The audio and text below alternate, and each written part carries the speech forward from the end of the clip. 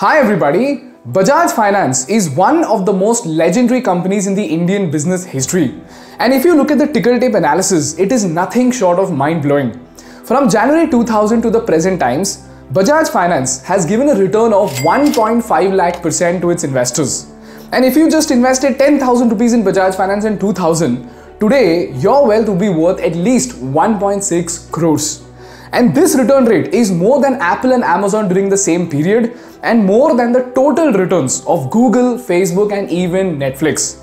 And if you look at the financials of the company in comparison to its competitors, while Cholamandalam generated a revenue of 9,583 crores, Muthoot Finance stood at 11,566 crores, whereas Bajaj Finance generated a revenue of 26,683 crores. And even in terms of net income, while Cholamandalam had a net income of 1,520 crores, Muthoot generated an income of 3,804 crores, Bajaj Finance was way ahead with a net income of 4,419 crores. The question is, how did Bajaj Finance get so far ahead of its competition? What exactly was their business strategy that made them such a powerful player in the Indian market? And most importantly, what are the business lessons that we need to learn from the iconic case study of Bajaj Finance? This video is brought to you by Vint Wealth, but more on this at the end of the video. This is a story that dates back to May 2007 when Bajaj Auto announced breaking up of its flagship entity into three companies: Bajaj Auto Limited, Bajaj Holdings and Investments, and finally we had Bajaj Finserv Limited, whose subsidiary is the hero of our story, which is Bajaj Finance. And like any other legendary company, Bajaj Finance identified a very important gap in the market. To tell you about it, if you asked your parents about the financial services that were existing back then, they will tell you that back then taking up loans was only meant for buying a house, a car, or at max a bike. And the process of taking up this loan was extremely tedious. It was so tedious that finding the perfect flat took 2 months, whereas the process of finding the right bank with affordable rate of interest itself took 3 months. This was because the bank had to process all these queries very carefully, and they had to make sure that they are only lending to those people who are capable of paying the money back. So when it comes to taking loans for anything less than a bike, for things like AC and dishwashers, no one wanted to carry out such a tedious procedure. And secondly, no bank thought it to be viable enough to carry out this tedious process needed to give out these loans. For example, if you take a home loan of 50 lakhs at 7% interest, you will be paying back close to 70 lakhs in the next 10 years, giving the bank a profit of 20 lakh rupees. But when it comes to taking up a loan of 30,000 rupees for buying a TV, charging an interest on this meager amount could barely make any profit considering the tedious procedure that is at play. Therefore, loans for anything less than a car or bike was neither customer desirable nor market viable. But this is where, ladies and gentlemen, Bajaj Finance came in, and it brought in a revolution in financing using its technological feasibility. And they captured a completely untapped market, which was the lending for consumer durables. In this case, it was everything from LED TV, washing machine to even something as simple as hair dryers. Now the question over here is, when banks could not do it, how did Bajaj Finance make this process both customer desirable and market viable? Well, the first thing they did right was get the timing right. Because if you look at the per capita spending of Indians, it actually shot up by almost 100% from 2008 to 2019, going from just $682 to $1,222. And this essentially indicated that the Indian middle class was spending more on upgrading their lifestyle and they were focused on consuming more. And this is where Bajaj Finance over time started collecting massive amounts of data about the Indian middle class. And they started mining this data to understand and spot low risk, high ticket customers. And a classic example of the same was how Bajaj Finance used data science to identify low risk, high income customers in the self-employed category. Now let's take a contrived example to understand this. So back in 2010-11, if a self-employed person like a beauty parlor owner applied for a loan, he or she would be charged more interest as compared to a salaried individual by default. Why? Because self-employed people were assumed to have less stable income as compared to a salaried individual. But for the same audience, instead of drawing a conclusion, a company like Bajaj Finance will first collect data about every single beauty parlor owner and employee in the country. So if there are 50,000 beauty parlors in India, this company will do its level best to collect every possible detail of all these owners. And the parameters of analysis will not just include the income and the age of the owner, but also the location of the parlor, the type of services she offers, the cost range of her services, the spending patterns of that particular locality, the growth of the market, and even the training centers that they went to. After that, the algorithm will categorize these individuals into 100 different categories based on their risk profile. For example, if a person is running a beauty parlor in a locality like Talegaon, he will be charged a higher rate of interest or will be given less loan as compared to a Javed Habib franchise owner operating at the heart of Pune like FC Road. And now that they have so much data which keeps getting refined with each passing day, tomorrow if you are a beauty parlor owner and you go to Bajaj Finance to buy a TV, your request will be processed within just 2 minutes, and that too with minimum input. Why?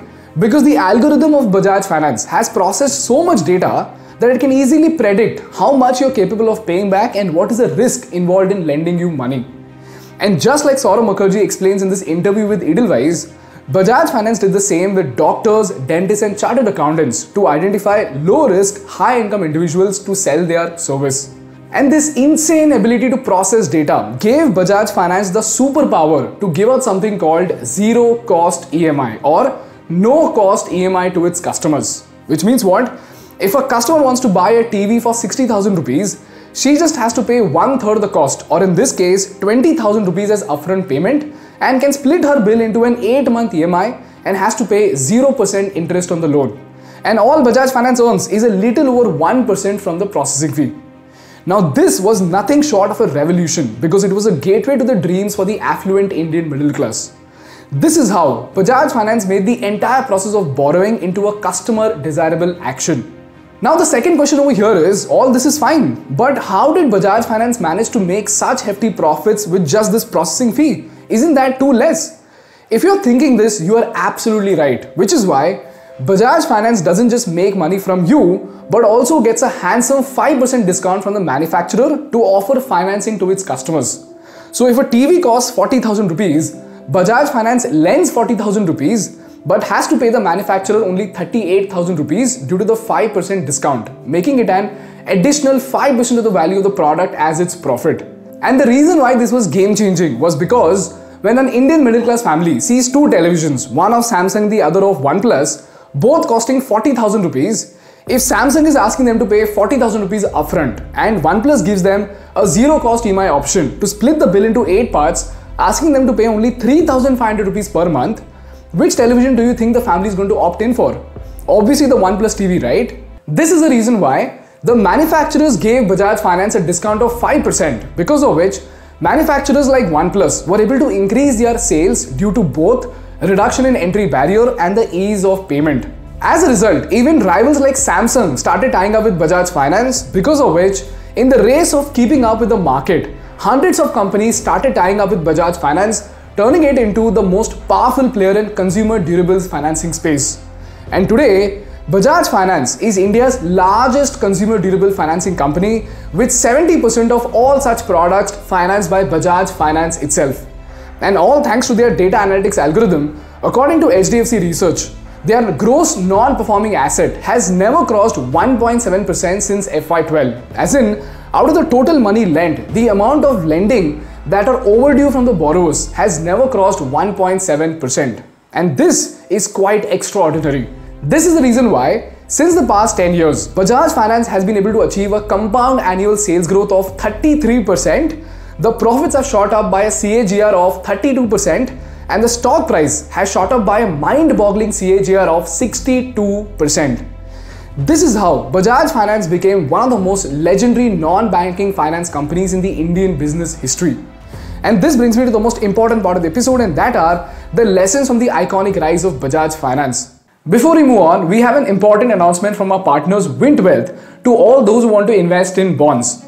People, now that you understand what NBFCs are and their importance in the existing system, have you ever wondered how these NBFCs raise money? Well, there are two ways in which they do it. Number one is through equity like Bajaj Finance. Number two is by raising money through debt. When it comes to raising money through debt, you need to understand a concept called tranches. Now, a company like Bajaj Finance normally gives personal loans which can be anywhere between 3 months to 36 months. And to give out these loans, they need money, and this money is raised through debt. And they do that by launching opportunities to investors to invest in various tranches, like a 1-year tranche or a 2-year tranche.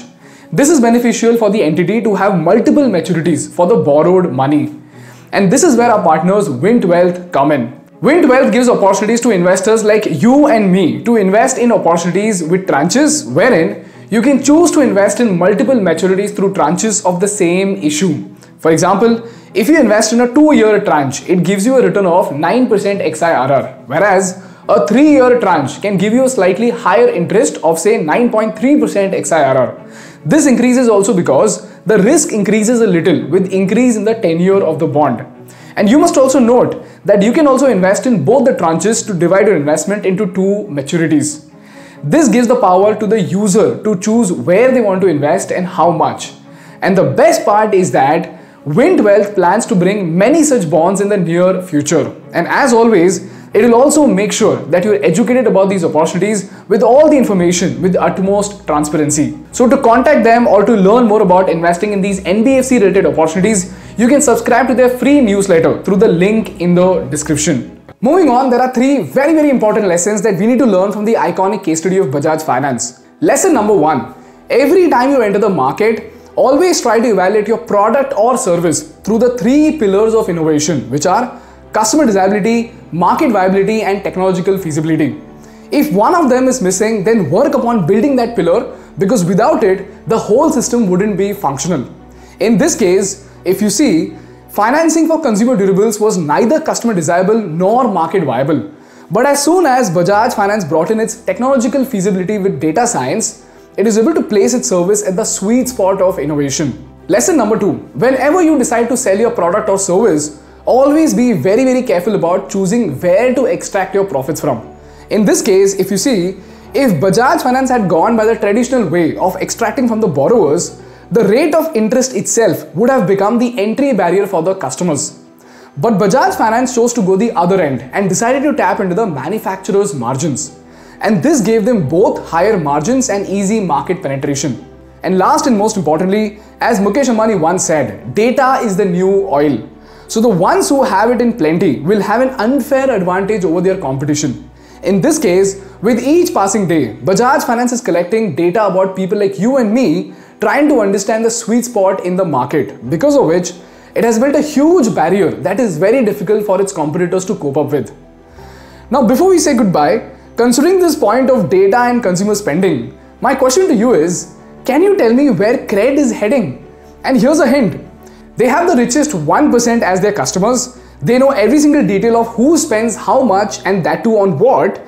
And most importantly, with each passing day, they are collecting a huge amount of data from the most accurate instrument of spending, which is a credit card. Think about it and let me know what is your opinion in the comments section.